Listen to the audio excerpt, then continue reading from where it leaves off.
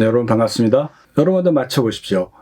전 국민의 10%가 앓고 있는 수면병입니다. 그리고 나이가 들수록 점차 그 빈도수가 높아집니다. 남성들보다 여성들이 더 잘생깁니다. 부모님이 이 병을 앓고 있으면 자녀한테 유전될 확률이 50%나 됩니다. 이 병이 뭘까요? 이미 눈치를 채신 분도 있었겠죠? 하지불안증후군입니다. 하지불안증후군은 굉장히 흔한 병입니다. 우리나라 사람들의 전체 인구의 약 10명 중에 1명이니까요. 이거는 남녀노소를 분문하고 조사를 해보면 성인에서 10명 중에 1명이 하지불안증후군을 앓고 있습니다. 전에도 말씀드렸지만 저도 사실은 하지불안증후군 환자입니다. 저희 어머님이 하지불안증후군이 있어서 저도 좀 하지불안증후군이 있고요. 또 나이가 조금씩 들어가면서 자꾸 힘들어집니다. 술 한 잔 먹고 나면 다리가 좀 불편해서 잠드는 데 좀 어려움을 겪기도 합니다. 이 하지불안증후군은 굉장히 오래전에 1900년도 초반에 하지불안증후군이라고 하는 병명이 생겼습니다. 본 에크본이라는 사람이 이 다리가 불편한 병을 레스티스 렉이라고 하는 용어를 써서 하지불안증후군이라는 용어를 썼는데요. 우리나라에서는 사실 하지불안증후군이 제대로 알려진 지는 불과 20년이 채 안 됐습니다. 그래서 그전에는 어떻게 우리가 이 병을 알았을까요? 과거에는 산후풍이라고 오인됐습니다. 아까 하지불안증후군의 특징 중에 제가 몇 가지 말씀드린 것 중에 나이가 들수록 그리고 여성들이 많이 생겼잖아요. 특히 여성들이 결혼하고 임신할 때 철분의 결핍이 경험하게 되면 다리 저는 것을 굉장히 많이 경험했습니다. 그래서 임신하면 출산하기 전까지 다리 저려서 밤에 못 자는 일이 되게 많았죠. 그리고 나서 출산하고 나면 다리 저린 게 조금 개선이 됩니다. 그런데 나이가 들수록 40대, 50대 되면 다시 다리 저린 게 시작이 됩니다. 그래서 우리 부모님들 또 그 윗대 할아버지 할머니들은 밤마다 누워서 다리를 두들기고 주무시는 게 일상이었는데요. 그래서 자녀나 손주를 보게 되면 내가 임신했을 때, 너를 뱃속에 있을 때 이 병이 생겨서 그것 때문에 내가 풍이 걸려서 이런 증상이 생겼다고 그래서 과거에는 산후풍으로 굉장히 오인됐던 병이죠. 하지만 현대의학이 발전되고 또 이 병에 대한 정확한 기전이 확인되면서 이 임신과 관련돼서 하지불안증후군이 악화되는 건 확인되었습니다. 하지불안증후군은 이런 4가지 증상이 반드시 있어야 됩니다. 다리가 움직이고 싶은 충동이 있어야 되죠. 다리가 불편해서 가만히 있기가 어렵습니다. 우리가 오랜 자세에 가만히 앉아있으면 다리가 불편해서 움직이고 싶겠죠? 그러면 첫 번째 조건이 만족한 겁니다. 하지만 그런 경우는 하지불안증후군 환자가 아니라 오래 앉아 있어서 피가 잘 안 통하는 거죠. 두 번째 조건이 있어야 됩니다.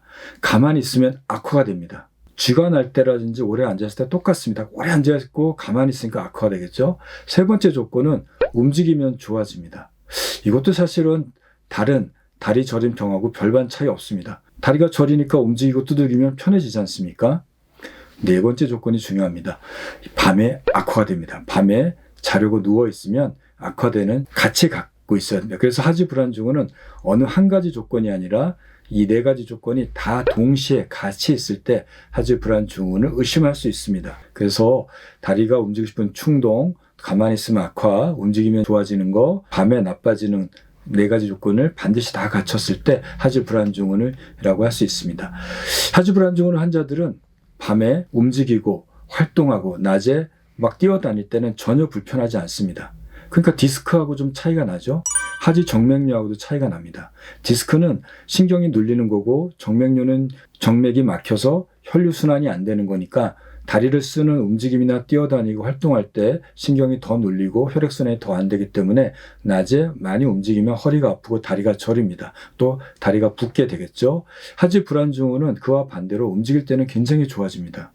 그래서 뛰어다닐 때 낮에는 불편하지 않습니다. 자려고 막상 누우면 다리가 불편한 병을 얘기합니다. 그렇기 때문에 잠드는 게 굉장히 어렵습니다. 다리가 저려서 계속 두들기다 보니 1시간, 2시간 뒤척이다가 잠들게 되겠죠. 또 막상 잠들면 하지불안증후군 환자의 약 80%가 나도 모르게 다리를 자꾸 떨면서 잡니다. 한두 번 떠는 것이 아니라 5초에서 90초 간격으로 하룻밤에 200번, 300번 다리를 차게 돼요. 그러니까 깊은 잠을 잘 못 자고 뇌가 자꾸 깹니다. 이렇게 주기적으로 다리를 차는 것을 주기적 하지운동증이라고 하고 하지불안증후군 환자의 80%가 동반되어 있습니다. 잠들기 어렵고 다리가 자꾸 차서 깊이 못 자니 낮에 피곤하고 졸릴 수밖에 없어서 주간 기능이 떨어지게 되고요. 밤과 낮에 다 힘드니까 우울하고 불안하고 심리적으로 안정이 안 되는 문제가 생길 수 있습니다. 하지불안증후군에 대한 유병률 조사가 2005년도에 우리나라에서 처음 조사가 됐습니다. 저도 이 연구에 참여를 했고요. 그 전까지는 아시아에서 하지불안증후군 연구를 해보면 전체 인구의 1%가 나왔다고 합니다. 그게 싱가포르과 일본 또 동남아시아 연구들이 그랬습니다. 하지만 그 당시만 하더라도 미국이나 유럽에서는 거의 전체 국민의 10%가 나왔거든요. 저희가 2005년도에 우리나라 성인 5,000명을 대상으로 선거 조사를 하는 것처럼 도시와 또 남녀 성별을 다 맞춰서 전국을 조사해 봤어요. 그랬더니 우리나라의 하지불안증후군 환자의 빈도는 7.5%로 나왔습니다. 그리고 유사한 증상까지 포함하면 거의 10%에 육박했습니다. 그러니까 아시아 사람들은 하지불안증후군이 적다라고 하는 관념이나 생각을 바꾼 거죠. 우리나라 사람들이나 아시아 사람들도 서양과 거의 똑같다라는 게 현재 정설이고, 이 연구가 나온 뒤에 아시아의 다른 나라에서도 거의 비슷한 결과를 내고 있습니다. 나이가 들수록 많아졌고 50대 이후에 더 많아져서 나이가 들수록 더 증상이 심해지고 빈도수가 많아진 걸 보여주고 있습니다. 하지불안증후군은 어떤 특정 증상이 사람마다 같지는 않습니다. 이게 주로 감각 증상이거든요. 다리가 불편해서 움직이고 싶은 충동인데, 감각 증상은 자기의 개인적인 경험에 비추어서 내가 이거 같다라고 얘기를 하는 거니까 사람마다 다 다릅니다. 뭐 쑤시다, 욱신거리다, 저리다, 피가 통하지 않다, 아프다, 뻐근하다, 뻑뻑하다, 벌레가 기어다니는 것 같다, 조이다, 수없이 많은 표현들로 얘기되고 있지만 그 각각의 표현이 중요하지는 않고요. 그러한 증상 때문에 움직이고 싶은 충동, 밤에 악화되고 낮에 좋아지고 움직이면 좋아지는 4가지 조건을 갖춰야 됩니다. 하지불안증후군 환자들은 주로 무릎 아래쪽, 발목 위쪽에 증상이 주로 나타납니다. 이 그래프에서도 보시게 되면 빨간 것들이 증상이 나타나는 몸의 신체 부위입니다. 주로 무릎 아래, 또 허벅지 아래, 골반 아래쪽에 주로 증상이 나타나고, 종아리가 가장 흔하게 잘 침범되는 증상으로 알려져 있지만 그 외에도 팔이라든지 가슴까지 퍼져나가는 사람들도 있다고 합니다. 하지불안증후군 환자들은 앞에 말한 대로 밤에도 잠들기 힘들고 자도 깊이 못 자고 낮에 피곤하고 졸리니까 고혈압, 당뇨, 골관절염과 같은 만성질환 환자보다 삶의 질이 더 나쁘다고 합니다. 고혈압 환자, 당뇨 환자들이 매일 약을 먹어야 되고 식사 관리도 잘하기 때문에 스트레스를 되게 많이 받지만, 하지불안증후군 환자는 밤낮으로 고통받기 때문에 이런 만성질환자보다 삶의 질이 더 나빠서 항상 고통에 시달린다고 합니다. 하지불안증후군 환자들의 진단은 몇 가지로 우리가 할 수 있습니다. 아직은 어떤 검사를 통해서 하지불안증후군이다라고 하는 정확한 검사는 따로 없습니다. 임상적인 증상 4가지 증상이 반드시 있어야 되고요.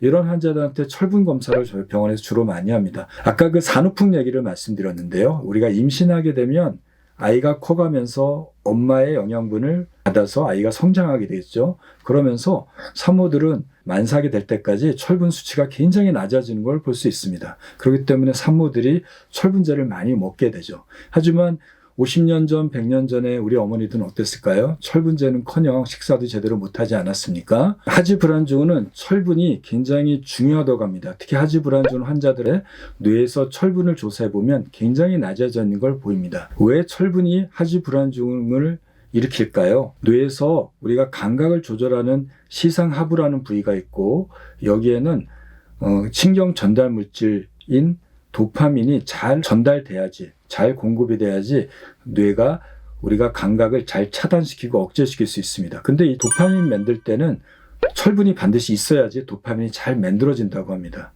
그러니까 우리 몸에서 철분을 적게 섭취하거나, 또 우리 몸에 저장되는 철분의 양이 너무 적거나 뇌로 전달되는 철분의 양이 적어지면 뇌에서 철분이 적어지니 도파민이 적게 만들어지게 되고, 우리가 팔다리에서 느끼는 감각을 뇌로 전달할 때 좀 어느 정도 차단을 시켜주는데, 이게 차단이 안 되니까 하지불안증후군이 잘 생긴다고 알려져 있습니다. 그래서 임신 때 철분이 굉장히 낮으니 뇌도 철분이 적어짐으로써 하지불안증후군이 의심되는 분들은 철분을 측정하고, 철분이 너무 낮으면 약으로서 투여하기도 합니다. 그 외에도 수면다운 검사라든지 다양한 설문지 조사를 하기도 하는데요. 이런 것들은 하지불안증후군 환자뿐만 아니라 다른 수면장애가 있을 때 그거를 감별하기 위해서 하는 검사입니다. 그래서 가장 중요한 거는 진단할 때 임상적인 증상 4가지, 그리고 철분 검사를 하는 것들은 일반적으로 병원에서 시행하는 검사라고 할 수 있습니다. 네, 하지 불안 증후는 여러분들 부모님 있으면 여러분들도 걸릴 수 있고 또 자녀들한테도 전달할 수 있습니다. 특히 자녀들의 경우에는 하지 불안 증후는 어린 나이는 잘 안 생기는데 소아들의 한 2, 3% 정도, 많게는 4%까지 하지 불안 증후는 있게 되고, 이런 하지 불안 증후는 있는 아이들은 공부할 때 오랫동안 앉아 있을 수가 없습니다. 그래서 안절부절하고요. 그래서 어떤 경우는 ADHD로 오인돼서 진단받기도 하고, 혹시 우리 자녀가 오랫동안 책상에 앉아있기가 힘들고 그것들이 다리가 불편해서 앉아있기 힘들다면 하지 불안 증후 의심하시고요. 또 부모님이나 할아버지 할머니가 이런 증상이 있다면 그 자녀한테 유전되는지 한번 체크해 볼 필요도 있을 것 같습니다. 내가 오랫동안 버스를 타고 또 조용히 앉아 있거나 밤에 자려고 누웠는데 다리가 불편한 일이 이유 없이 발생한다면 하지 불안 증후를 의심하시기를 바랍니다. 예. 오늘은 하지 불안 증후는 무엇인가에 대해서 알아봤습니다. 다음에는 저희가 하지 불안 증후는 왜 생기는지 또 우리가 어떻게 약물 치료를 하는지를 알아보도록 하겠습니다. 감사합니다.